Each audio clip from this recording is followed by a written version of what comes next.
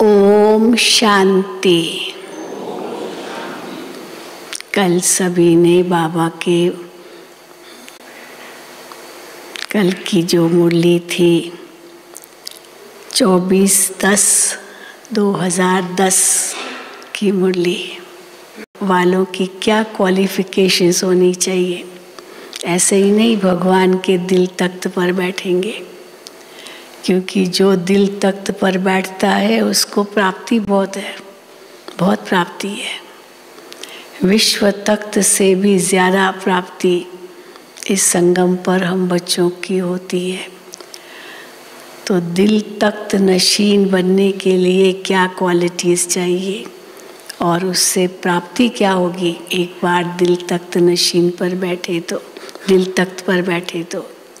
कल की मुरली में बाबा ने बहुत कुछ सुनाया, तो अवश्य वही धारणा हमारी हो तो तीनों ही तख्त नशीन बनकर हम अति इंद्रिय सुख का अनुभव करेंगे।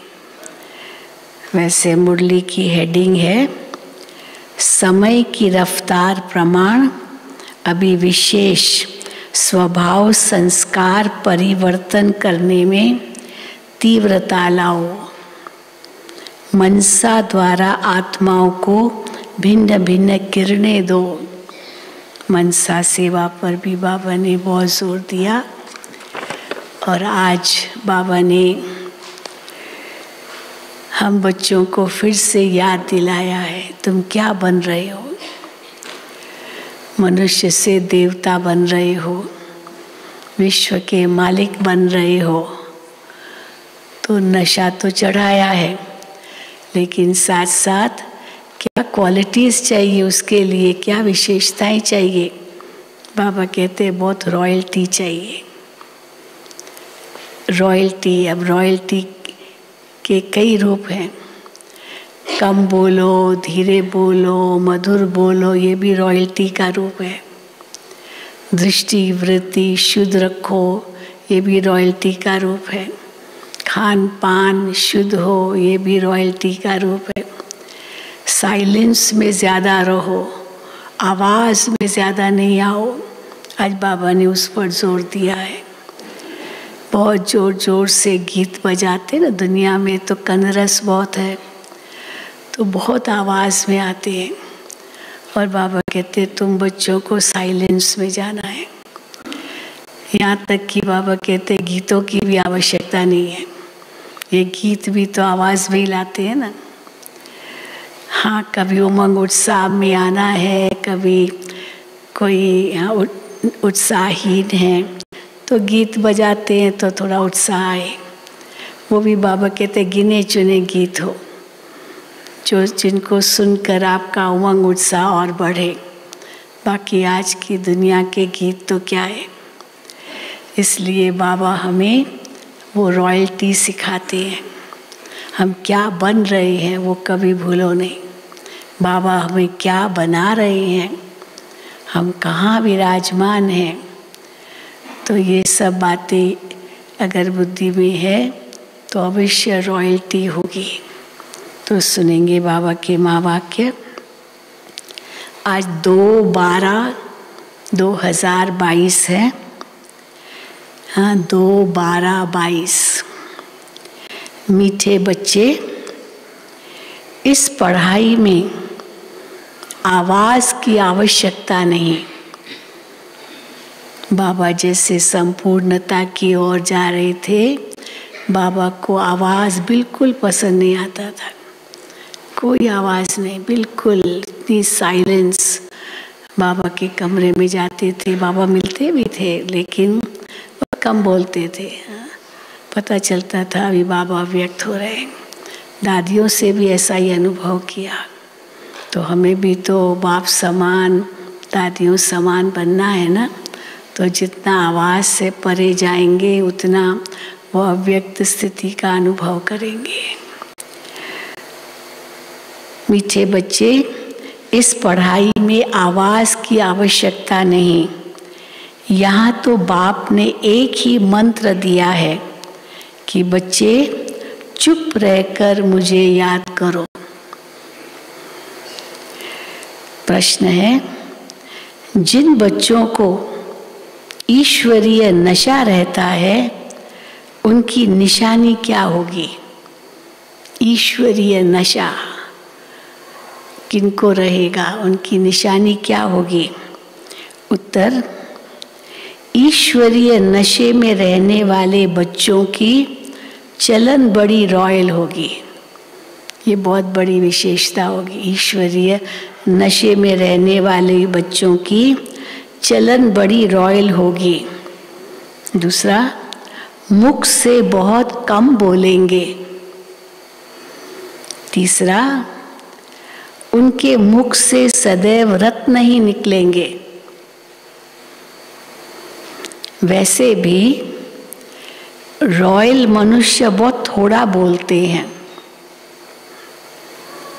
तुम तो ईश्वरीय संतान हो, तुम्हें रॉयल्टी में रहना है। ओम शांति।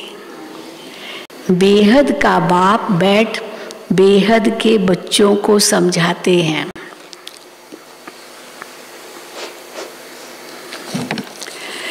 बेहद का बाप बैठ बेहद के बच्चों को समझाते हैं। ऐसे तो कोई होता नहीं जो कहे कि बेहद के बच्चों प्रति समझाते हैं। ऐसे और कोई नहीं कह सकता है सिवाय बेहद के बाप के। तुम बच्चे समझते हो कि हमारा बेहद का बाप वो है जिसको शिव बाबा कहते हैं। यूँ तो बहुत मनुष्य है जिनका नाम शिव होता है। कईयों के नाम ही शिव होते हैं। तो बाबा के सामने भी आते हैं शिव, तो बाबा कहते थे शिव थोड़ी तुम्हारा नाम हो सकता है, शिव तो एक ही परमात्मा। तो उनका नाम बदल कर शिव बालक कर देते थे। शिव बालक, शिव के बालक हैं हम सब। तो बाबा कहते हैं यूँ तो बहुत मनुष्य है जिनका नाम शिव होता है, परंतु वो कोई बेहद का बाप तो नहीं है ना। बेहद का बाप एक ही है जो परम धाम से आया है। उस निराकार को ही पुकारते हैं, उनको ही भगवान कहा जाता है। ब्रह्मा विष्णु शंकर तो देवता है, भगवान तो परम धाम में रहते हैं। वो सब आत्माओं का बाप है। कौन है भगवान? सब आत्माओं का बाप जो परम धाम में रहते हैं। तुम कोई गुरु गोसाई आदि के आगे नहीं आए हो। तुम जानते हो कि हम बेहद बाप के आगे बैठे हैं। हाँ, किसके आगे बैठे हैं? बेहद बाप के आगे बैठे हैं। बेहद का बाप मधुबन में आया है। वो लोग कहते हैं श्री कृष्ण मधुबन में आया, परंतु नहीं। श्री कृष्ण की मुरली मधुबन में बजती है, पर बाबा कहते हैं ये सच्चा मधुबन जहाँ शिव बाबा की मुरली बजती है। तो वो लोग कहते श्री कृष्ण मधुबन में आया, परंतु नहीं, बेहद के बाप की ही मुरली मधुबन में बजती है। बाप समझाते हैं कि मैं कल्प कल्प संगम युग पर आता हूँ, न कि युगे युगे। यह भूल कर दी है जो कहते हैं युगे युगे आती हैं। हाँ, ये भूल है। बाबा कहते हैं ये जो भी शास्त्र आदि है ये सब भक्ति के हैं। ऐसे नहीं कि ये अनादि है। तो द्वापर में बने हैं, सतयुग में तो कोई शास्त्र नहीं थे। ऐसे नहीं कि ये अनादि है। बाबा ने समझाया है। हाँ, अनादि क्या है? ये सागर और पानी की नदियाँ, ये अनादि जरूर है। तुम जानते हो सतयुग त्रेता में भक्ति होती नहीं, भक्ति शुरू होती है द्वापर में। तो बेहद का बाप जो ज्ञान का सागर है, वो इस ब्रह्मा द्वारा बैठ ज्ञान सुनाते हैं। अब ये ज्ञान बाबा कहते सूक्ष्म वतन में तो नहीं सुनाएंगे, यहाँ ही चाहिए जहाँ हम सब इस समय कलयुगी दुनिया में सब अज्ञान में है, तो उनको ही सुनाएंगे। तो यहाँ ही आकर सुनाएंगे, तो सूक्ष्म वतन में तो नहीं सुनाएंगे। बाप यहाँ सम्मुख बैठ समझाते हैं, तब तो गाते हैं भगवान के लिए। क्या गाते हैं? वो आते हैं, दूर देश का रहने वाला आया देश पर आए। तो भगवान आते हैं दूर देश से ज्ञान सुनाने।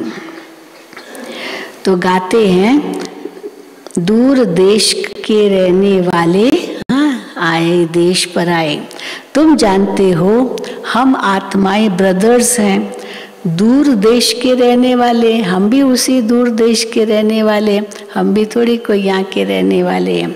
जैसे बाप दूर देश का रहने वाला है, हम भी दूर देश के रहने वाले हैं। वो गाने वाले तो कुछ भी समझते नहीं। जिन्होंने गीत बनाया होगा दूर देश का रहने वाला आया देश पर आए, उसको क्या मालूम को दूर देश कौन सा जहाँ से भगवान आते हैं। तब तो बाबा कहते हैं दूर देश के रहने वाले हैं, वो गाने वाले तो कुछ भी समझते नहीं हैं।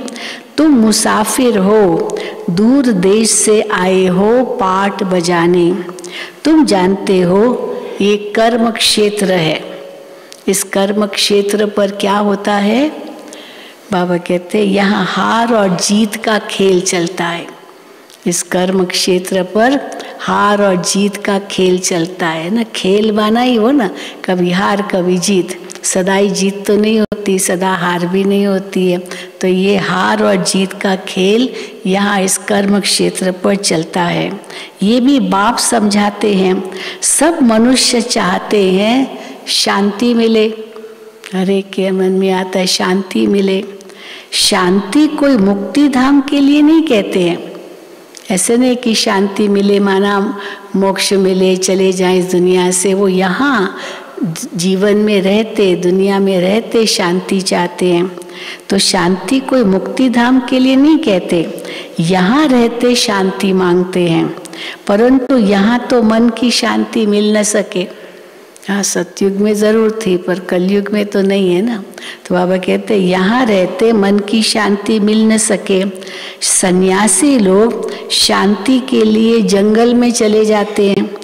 उन्हों को ये पता ही नहीं है, सन्यासियों को क्या नहीं पता है, शांति के लिए जंगल में जाते हैं, पर उन्हों को क्या पता नहीं है कि हम आत्माओं को शांति अपने निराकारी दुनिया में ही मिल सकती है। समझते जंगल में जाएंगे सब छोड़ छाड़ करके तब शांति मिलेगी, पर निराकारी दुनिया में मन से चले जाओ तो शांति मिलेगी। भले ब्रह्म तत्व को याद करते फिर उसी को ही भगवान समझ लेते हैं, लीन हो जाएंगे ये भी समझते हैं, लेकिन वो हमारा घर है, वहाँ हमारे पिता रहते, हम भी वहीं रहते हैं। बाबा कहते ये नहीं समझते, उन लोगों को ये पता ही नहीं है कि हम आत्माओं को शांति अपनी निराकारी दुनिया में ही मिल सकती है। वो समझते हैं आत्मा ब्रह्म अथवा परमात्मा में लीन हो जाती है। ये भी नहीं समझते कि आत्मा का स्वधर्म है ही शांत। अंदर चले जाओ, अपने आत्मा में चले जाओ, मैं आत्मा शांत स्वरूप हूँ, या तो मन से परम धाम शांति धाम चले जाओ, शांति का अनुभव होगा। जंगल में जाने से थोड़ी होगी शांति। ये भी नहीं समझते कि आत्मा का स्वधर्म है ही शांत। ये आत्मा बात करती है, आत्मा रहती है शांति धाम में, वहाँ ही उनको शांति मिलेगी। इस समय सबको शांति चाहिए। सुख को कोई सन्यासी मानते नहीं है।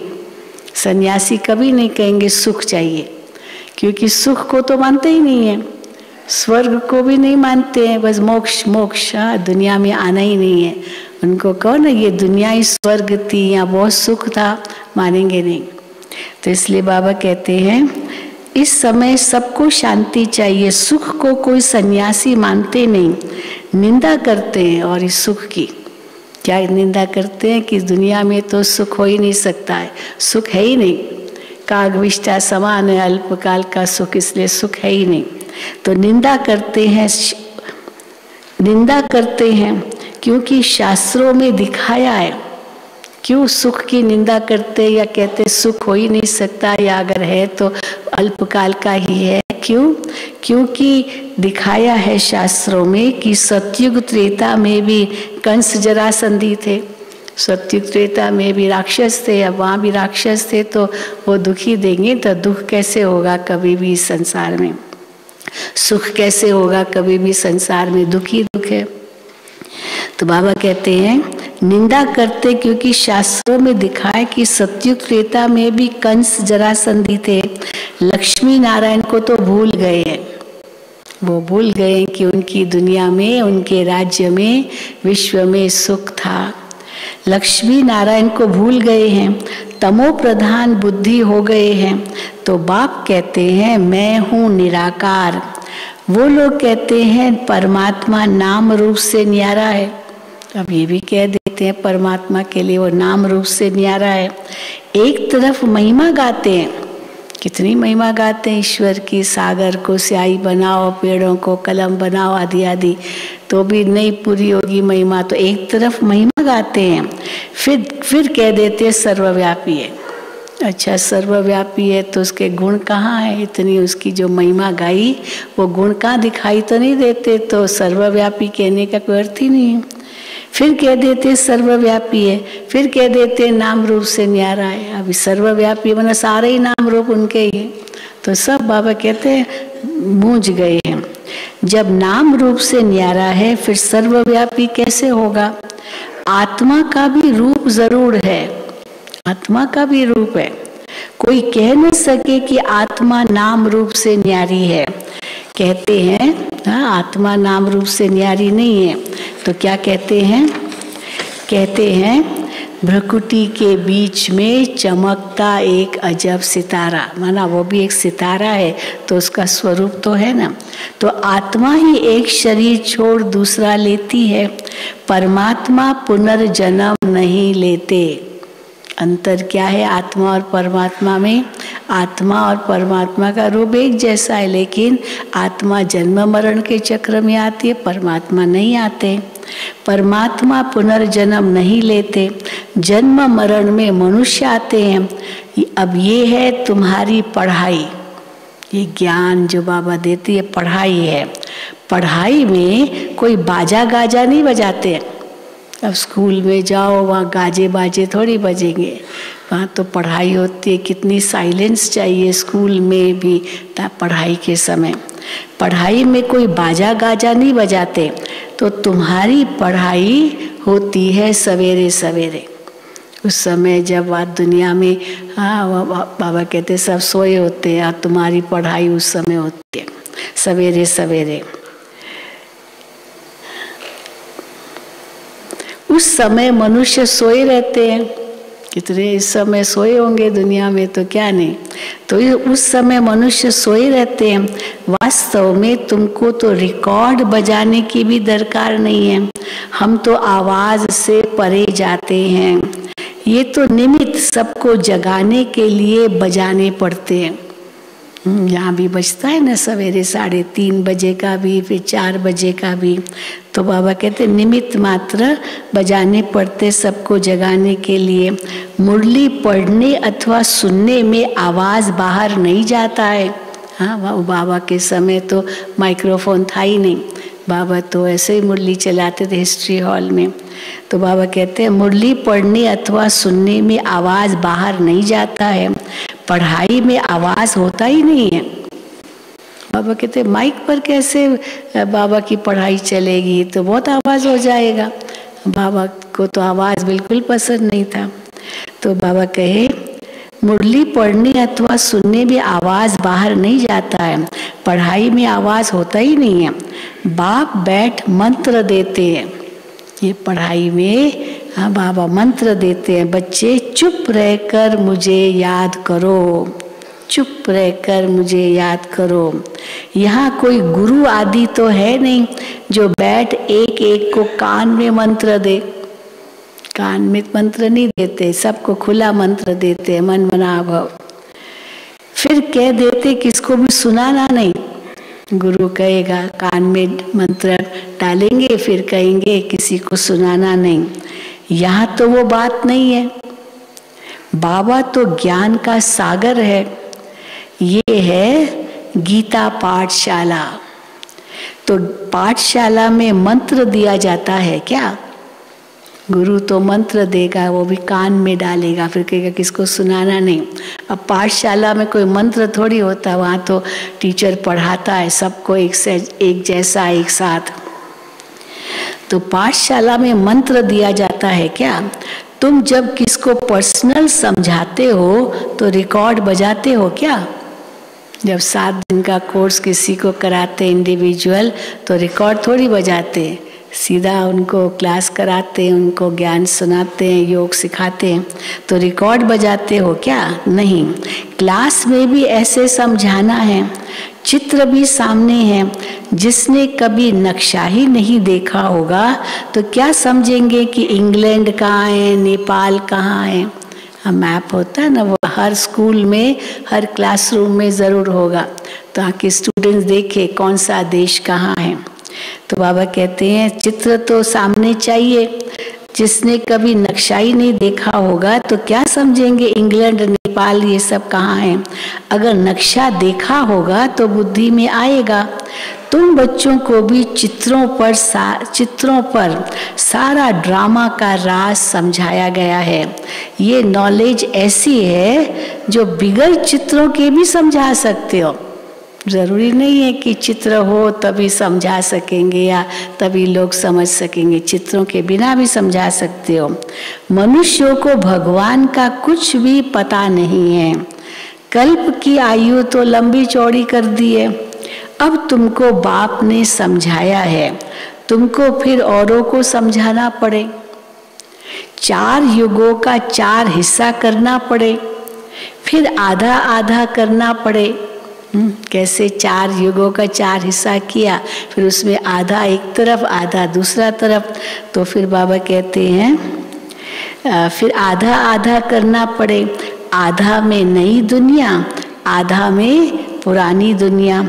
ऐसे नहीं कि नई दुनिया की आयु बढ़ी देंगे, नहीं, स्वास्तिका में 4 युग बराबर बराबर है।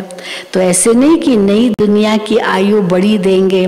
समझो कोई मकान की आयु 50 वर्ष है वो मकान की आयु 50 वर्ष है तो आधा में पुराना कहेंगे, उसकी आयु 25 साल हो गई तो कहेंगे आधा पुराना है ना। अगर 7.5 साल हो गई तो क्या, तो 25 साल हो गई तो 12.5 कहेंगे ना, आधा, उसका भी आधा। तो बाबा ने वो भी बताया है।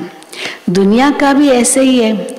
ये सब बातें बाप ही आकर बच्चों को समझाते हैं। इसमें गीत गाने व कविता आदि सुनाने की भी दरकार नहीं। हम संगम युग के ब्राह्मणों की रस्म रिवाज बिल्कुल ही न्यारी है। किसको पता ही नहीं है कि संगम युग किसको कहा जाता है, संगम पर क्या होता है। तुम जानते हो, दूर देश के रहने वाला बाप पतित दुनिया में आए हैं। ब्रह्मा विष्णु शंकर का दूर देश नहीं है। सूक्ष्म वतन भी को परम धाम से तो फिर भी नज़दीक कहेंगे, और ब्रह्मा विष्णु का तो पाठ यहीं चलता है। इसलिए बाबा कहते हैं ब्रह्मा विष्णु शंकर का दूर देश नहीं है, दूर देश है शिव बाबा का और आत्माओं का।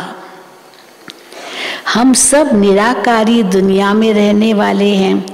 पहले है निराकारी दुनिया, फिर आकारी और फिर साकारी। निराकारी दुनिया से पहले निराकारी दुनिया से पहले देवी देवता धर्म की आत्माएं आती है।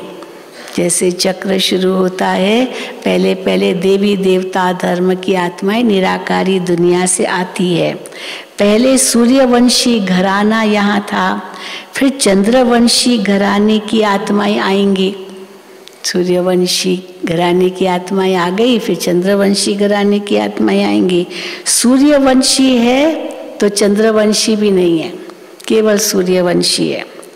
चंद्रवंशी जब होते हैं तो कहेंगे सूर्यवंशी नहीं है, पर क्या कहेंगे सूर्यवंशियों के लिए चंद्रवंशी में, फिर कहेंगे कि चंद्र की सूर्यवंशी हो करके गए हैं।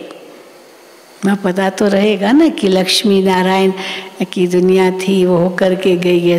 त्रेता में पता तो रहेगा कि नहीं पता रहेगा कि बस जहाँ है वही आनंद ले रहे। सतयुग में तो नहीं होगा क्योंकि इतिहास अभी शुरू नहीं हुआ, अभी सतयुग आया है। लेकिन त्रेता में जब जाएंगे तो सूर्यवंशी होकर के गए हैं, ये पता तो होगा ना। तो बाबा कहते हैं चंद्रवंशी जब होते हैं तो कहेंगे सूर्यवंशी पास्ट हो गए। त्रेता में कहेंगे लक्ष्मी नारायण का पार्ट पास्ट हो गया, पास्ट हो गया, बीत गया।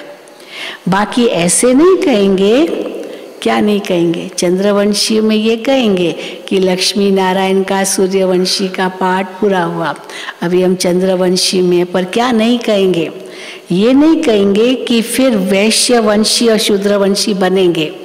भविष्य का ज्ञान नहीं है, पास्ट का जरूर होगा कि सूर्यवंशी था, हम थे सूर्यवंशी में, पर वैश्यवंशी शूद्रवंशी बनेंगे ये नहीं पता रहेगा।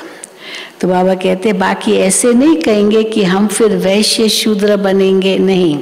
ये नॉलेज तुमको अभी है कि हम ही सूर्यवंशी चंद्रवंशी वैश्य शूद्र बने हैं, अभी ब्राह्मण बने, ये ज्ञान तुमको अभी है। बाप तुमको चक्र का राज समझाते हैं। भले उन्होंने त्रिमूर्ति बनाया है परंतु शिव को डाला नहीं है। 3 शेर तो बना दिए कोट ऑफ आर्म्स, लेकिन शिव बाबा को डाला नहीं है। शिव को जाने तो चक्र को भी जाने, शिव को न जानने के कारण चक्र को भी नहीं जानते। गाते हैं दूर देश का रहने वाला आया देश पराए, परंतु जानते नहीं कि भगवान ही पतित पावन है। चलो वो आता है लेकिन क्या आकर करता है, वो पतित पावन है, पतितों को पावन करता है, सतयुग रचता है। बाबा कहते ये नहीं जानते। तुम जानते हो हमारा ये बहुत बड़ा, पहले बताया पाठशाला है, अभी बाबा कहते हैं तुम्हारा ये बहुत बड़ा यज्ञ है। हाँ, स्कूल कहो, कॉलेज कहो, यूनिवर्सिटी कहो, यज्ञ कहो, सब है। तो तुम्हारा ये बहुत बड़ा यज्ञ है। उस यज्ञ में तो तिल जौ डालते हैं, और ये है राजस्व अश्वमेध रुद्र ज्ञान यज्ञ। इसमें कौन सा जव तिल घी पड़ता है? तन मन धन इस यज्ञ में पड़ता है, जिससे बाबा कहते हैं इस यज्ञ में सारी पुरानी दुनिया की सामग्री स्वाह होती है और इससे विनाश ज्वाला प्रज्वलित होती है। कैसे होती है? तुम पावन बन जाते हो तो तुम्हारे लिए नई दुनिया चाहिए, तो जरूर इस कलयुग की दुनिया का विनाश चाहिए। तो बाबा कहते हैं इस यज्ञ में सारी पुरानी दुनिया की सामग्री स्वाहा होनी है। जिसको राज्य पाना है वो ही योग में पूरा रहते हैं। राज्य पाना है वही योग में पूरा रहते हैं। यानी पहले दिल तख्त नशीन बनो तब वो विश्व का राज्य मिले। तो बाबा कहते हैं जिसको राज्य पाना वो योग में पूरा रहते हैं। तो दिल तख्त नशीन होने लिए योग जरूर चाहिए, तभी दिल तख्त नशीन होंगे और फिर भविष्य का राज्य तख्त मिलेगा। जिसको राज्य पाना है वो योग में पूरा रहते हैं। सिल्वर एज में भी 2 कला कम हो जाती है। पहले 1250 625 वर्ष में 1 कला कम हो जाती है। सतयुग के आदि में बिल्कुल 16 कला संपूर्ण, लेकिन फिर 625 वर्ष के बाद 1 कला कम होती है ना। त्रेता तो नहीं, अभी तक सतयुग ही है, लेकिन फिर भी 625 वर्ष कम होने के बाद 1 कला कम हो जाती है। उतरती कला है ना। त्रेता में और भी खाद पड़ जाती है, 14 कला चांदी की खाद पड़ी, और 625 वर्ष के बाद सोना ही है, लेकिन थोड़ा उसके क्या कहेंगे, उसकी चमक थोड़ी कम हुई होगी। लेकिन त्रेता में आए तो चांदी की खाद पड़ी तो और चमक कम हुई। त्रेता में और भी खाद पड़ जाती है। अब तुम बच्चों को समझाया जाता है, जितना बाप के साथ बुद्धि योग रखेंगे तो खाद निकल जाएगी। नहीं तो अगर खाद नहीं निकली तो क्या होगा? तो बाबा कहते हैं नहीं तो सजा खाकर फिर सिल्वर एज में आ जाएंगे, सतयुग में नहीं आएंगे, क्योंकि खाद पूरी निकली नहीं। तो चलो तांबा लोहा की खाद निकली पर चांदी की खाद नहीं निकली। चांदी की खाद मना थोड़ा भी युद्ध कर रहे हैं अभी तक माया से, मनसा में ही सही, तो भी बाबा कहते त्रेता में चले जाएंगे तो फिर सिल्वर एज में आ जाएंगे। श्री कृष्ण को तो सब बहुत प्यार करते हैं, झूला झुलाते हैं। राम को इतना नहीं झुलाएंगे, राम का नहीं सुना कभी। कृष्ण को तो वो झूले में झुलाते हैं, पर रामनवमी पर राम वो मिचनू राम बना के झूला झूला ऐसे नहीं सुना। जन्माष्टमी पर तो इतने प्यारे प्यारे झूले बनाते और छोटा छोटा श्री कृष्ण मिचनू रख करके उसको झूले में झुलाते हैं, पर राम को इतना नहीं झुलाएंगे। आजकल तो रेस की है, कॉपी करते राम को भी जैसे झुलाते होंगे, परंतु ये कोई नहीं जानते। चलो भले रेस कर रहे हैं, झुलाते हैं, परंतु ये कोई नहीं जानते हैं कि लक्ष्मी नारायण ही छोटेपन में राधे कृष्ण है। हाँ, जिन्होंने कृष्ण को झूले में झुलाया है मंदिरों में, जन्माष्टमी पर हाथ उठाओ। माताओं ने तो बहुत झुलाया होगा, भाइयों ने भी किया है। अच्छा, जिन्होंने भाइयों ने किया तो उठाओ। हमने भी किया है, खास हमको बुलाते थे ना मंदिरों में, विदेशों में खास।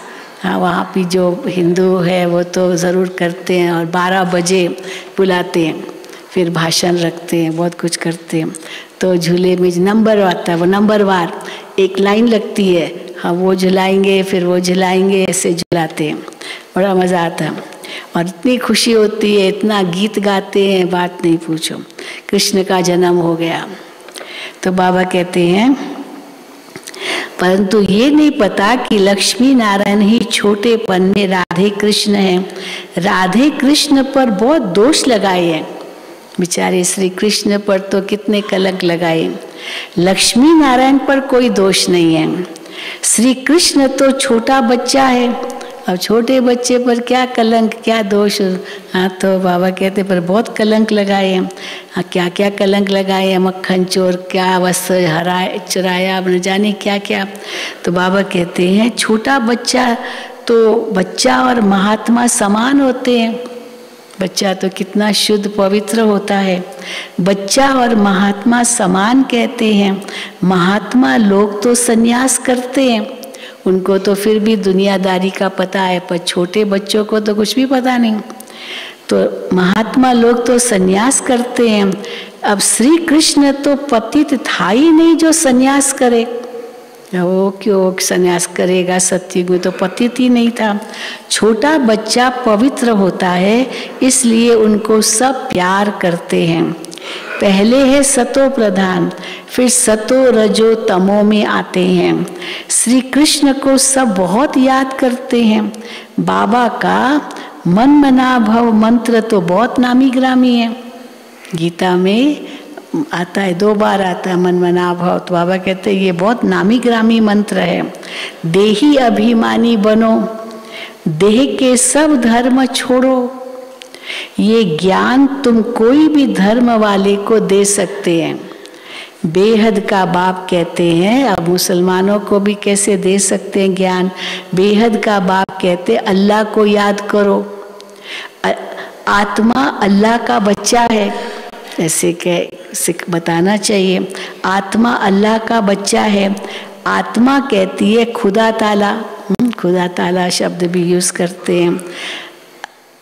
हाँ अल्लाह साईं भी कहते हैं, अल्लाह साईं ये भी कहते हैं।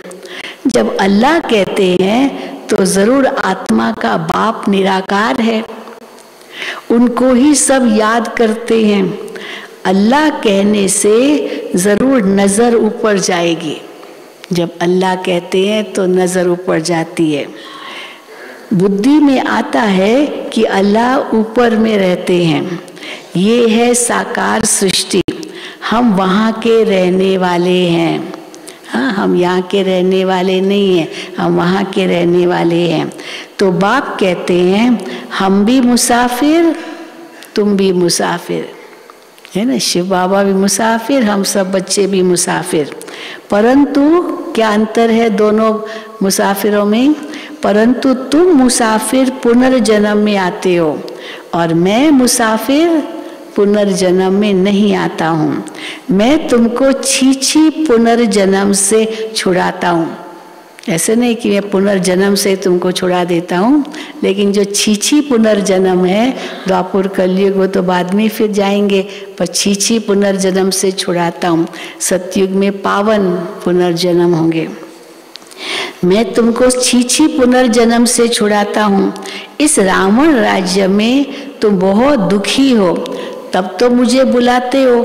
बाप कितनी अच्छी अच्छी बातें तुमको समझाते हैं।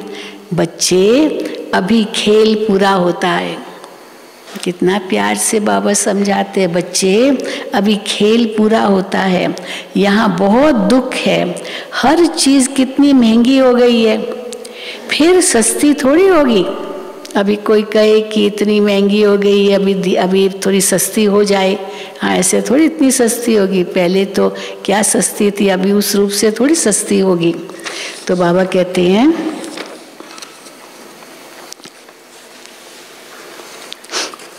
फिर ऐसे थोड़ी सस्ती होगी जितनी आज से 100 साल पहले सस्ती थी। तो बाबा कहे आगे तो बहुत सस्ताई थी, सबके पास अनाज आदि खूब रहता था। हर एक के घर में भंडारे भरपूर होते थे अनाज के। सतयुग को कहते हैं गोल्डन एज, वहाँ सोने के सिक्के थे। अभी तो सोने के सिक्के देखने को भी नहीं मिलते हैं, वहाँ तो सोने के सिक्के थे। गिनिया होते ना सोने के सिक्के, वहाँ सोना ही सोना होगा। आजकल चॉकलेट जरूर आते हैं सोने के हाँ गोल्डन गोल्डन कहेंगे, ये सोने का सिक्का, अंदर देखो तो चॉकलेट भरा हुआ है, खाली ऊपर से वो लपेटा हुआ है। सतयुग को कहते हैं गोल्डन एज, वहाँ सोने के सिक्के थे, वहाँ सोना ही सोना होगा, चांदी भी नहीं। सुना, सतयुग में चांदी भी नहीं होगी, केवल सोना ही सोना होगा। वहाँ बाजार भी भवके के होंगे, भभके की बाजार होंगी। सोच, इतना सोना होगा तो बाजार में ही बिकेगा ना, माना बिकेगा तो क्या सब ऐसे ही होता होगा ना। तो बाबा कहते हैं वहाँ तो सोने के बाजार ऐसे भभके वाले होंगे, बाजार भी भभके वाले होंगे। हीरे जवाहरात क्या क्या पहनते होंगे, सोचो तो जरा इमेजिन ही करो, सारा हीरों से सजाया हुआ होगा।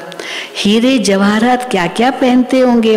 वहाँ हीरे जवाहरातों का ही खेल चलता है सतयुग में, सतयुग के आदि में हीरे जवाहरातों को ही खेल चलता है।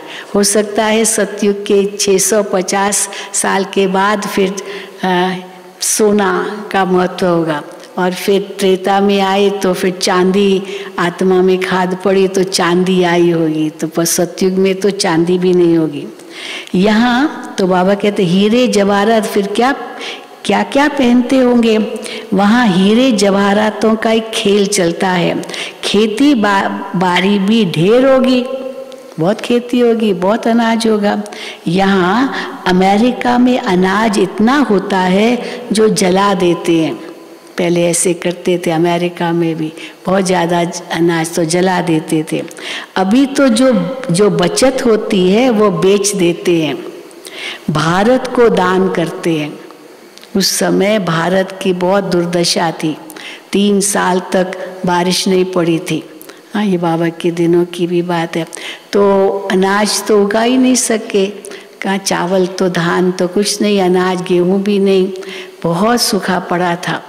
तो अमेरिका से गेहूँ मंगाई थी, पर उन्होंने कौन सी गेहूँ भेजी हमें जो वहाँ जानवरों को खिलाते, लाल लाल गेहूँ।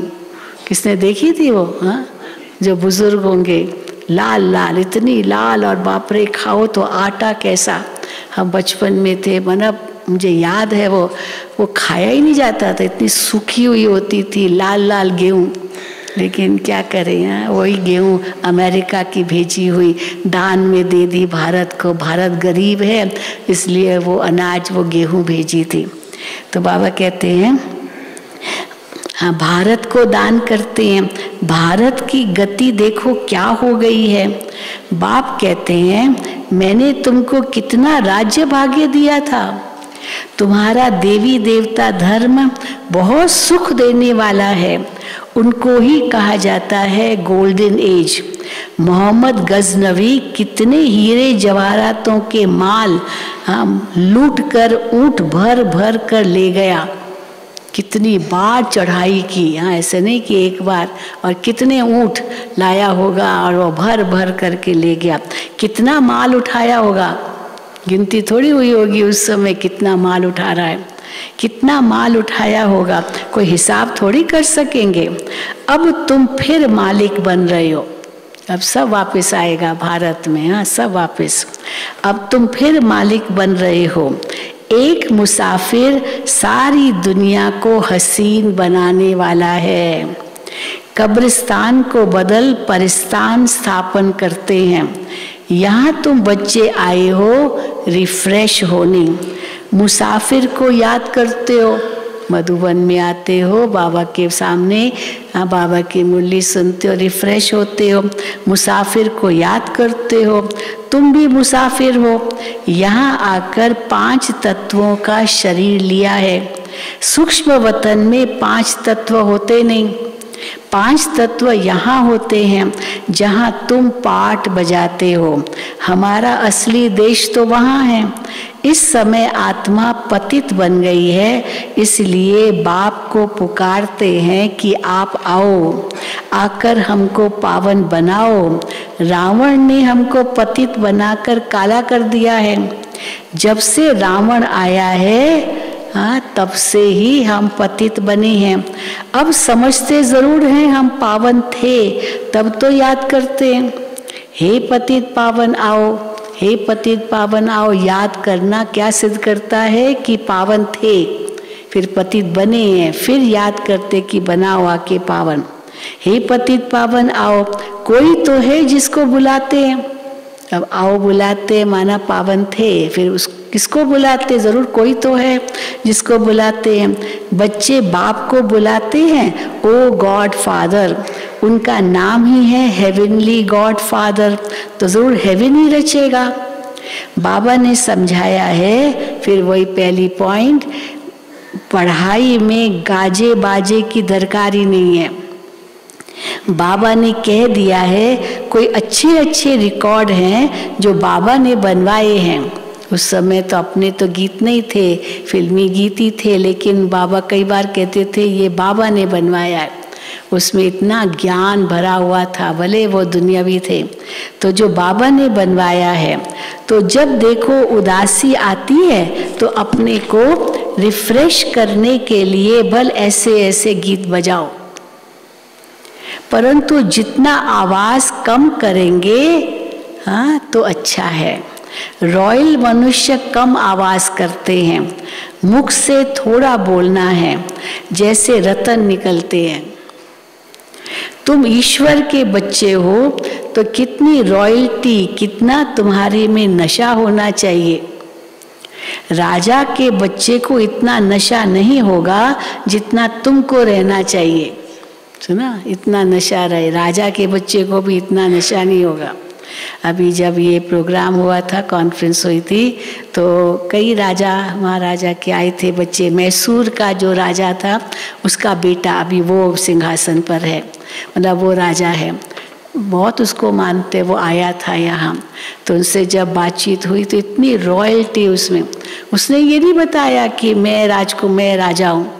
उसके जो असिस्टेंट थे उन्होंने कहा ये मैसूर का राजा है मुझे तो, लेकिन इतना रॉयल, बहुत रॉयल था, इतना थोड़ा बोला, बस थोड़ा, ज़्यादा नहीं बोलते थे।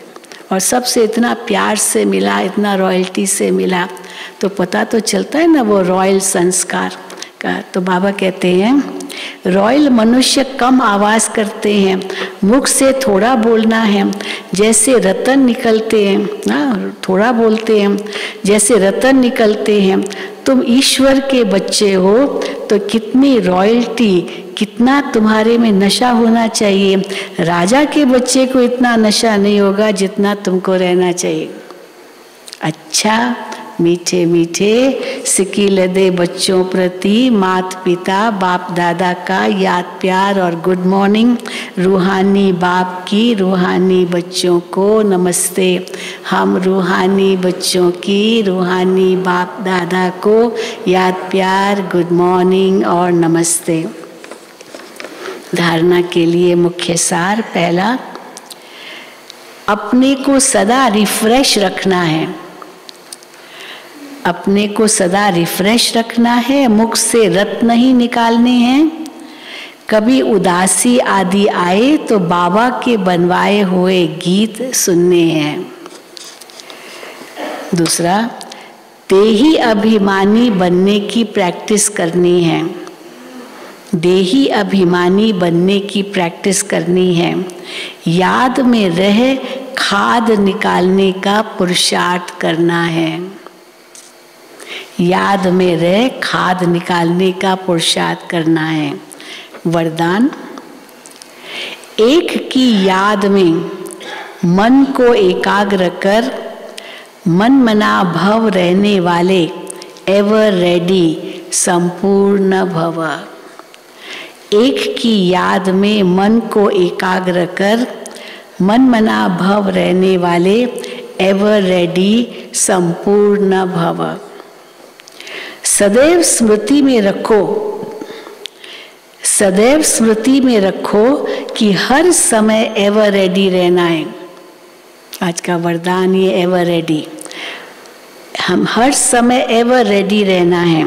किसी भी समय कोई भी परिस्थिति आ जाए लेकिन हम एवर रेडी रहेंगे। कल भी विनाश हो जाए तो हम तैयार है तैयार। जो कहते कल भी विनाश हो जाए हम तैयार है, हाथ उठाओ। अच्छा, सब नहीं उठा रहे हैं, टीचर्स नहीं उठा रही है, टीचर्स तैयार नहीं है। हाँ भाई, हाथ उठाओ भाई। अच्छा, सचमुच तैयार है? जो सचमुच तैयार है वो हाथ उठाओ, अभी पक्का हाथ हो। हाँ, मेरा तो एक शिव बाबा, दूसरा न कोई, कहीं भी बुद्धि न जाए। तो बाबा कहे कल भी विनाश हो जाए तो हम तैयार हैं। एवर रेडी अर्थात संपूर्ण, संपूर्ण बनने के लिए एक बाप दूसरा न कोई, ये तैयारी चाहिए। संपूर्ण बनने के लिए एक बाप दूसरा न कोई, ये तैयारी चाहिए। मन सदा एक की तरफ मन मना भव है तो एवर रेडी बन जाएंगे। एवर रेडी होकर सेवा करो तो सेवा में भी सहयोग मिलेगा, सफलता भी मिलेगी सेवा में। एवर रेडी होकर सेवा करो तो सेवा में सहयोग भी मिलेगा, सफलता भी मिलेगी। स्लोगन, बाप की 1000 गुना मदद के पात्र बनना है तो हिम्मत के कदम आगे बढ़ाओ। बाप की 1000 गुना मदद के पात्र बनना है तो हिम्मत के कदम आगे बढ़ाओ। अच्छा, ओम शांति, ओम शांति, ओम शांति। अच्छा भाई, कल 1 तारीख थी और दादी जी हमेशा कहते थे 1 तारीख या लेटेस्ट 2 तारीख को ओम शांति भवन में कितनी सेवा हुई वो ज़रूर क्लास में बताना है। तो नवंबर 2022 मास में, नवंबर 2022 मास में ओम शांति भवन में आए हुए विजिटर्स की कुल संख्या 12,05,000 या 1,25,355, 1,25,355 और विदेशी विजिटर्स 65, शराब सिगरेट क्रोध आदि छोड़ने वाले 2,875। अच्छा, ओम शांति, ओम शांति। अभी हम सब बाबा की याद में बैठेंगे, उसके बाद डबल विदेशी भाई बहनें बैठे रहेंगे, आज का प्रोग्राम आपको देंगे।